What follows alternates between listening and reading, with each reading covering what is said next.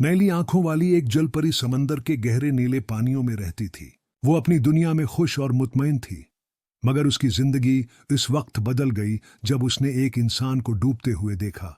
उसने अपनी हमदर्दी और दिल की नरमी के बायस उसे बचा लिया और पहली बार इंसानों की दुनिया की झलक देखी। इस इंसान का नाम आदिल था, जो एक खूबसूरत मगर चालाक शख्स था। जुलपरी ने उसे देखते ही दिल हार दिया। आदिल ने भी उसके हुस्न की तारीफ की और उसे अपनी मोहब्बत का यकीन दिलाया, मगर हकीकत में आदिल एक लालची और खुद गरज इंसान था जो सिर्फ अपनी फायदे की परवाह करता था। जुलपरी अपनी जादुई ताकतों से बेखबर आदिल के करीब हो गई और उस पर भरोसा करने लगी। आदिल ने उसकी मासूमियत का फायदा उठाते हुए उसे बावर कराया कि वो उससे मोहब्बत करता है और उसके बगैर जिंदा नहीं रह सकता। जुलपरी ने अपनी जादुई ताकतों का राज भी आदिल के साथ बांट दिया। आदिल ने मौका का फायदा उठाया और इन ताकतों को अपनी दौलत और शहरत हासिल करने के लिए इस्तेमाल किया।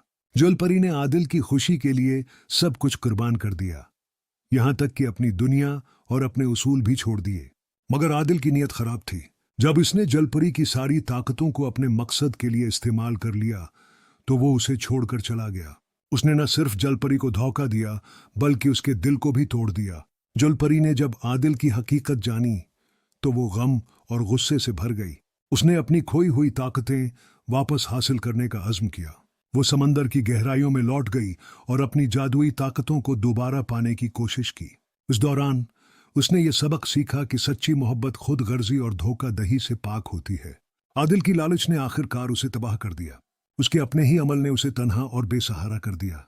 दूसरी जानिब जलपरी ने अपनी ताकतें वापस पा लीं और दोबारा अपनी दुनिया में खुशी से रहने लगी, मगर इस बार उसने अपने दिल को मजबूत बना लिया था ताकि दोबारा किसी इंसान के धोखे में न आए।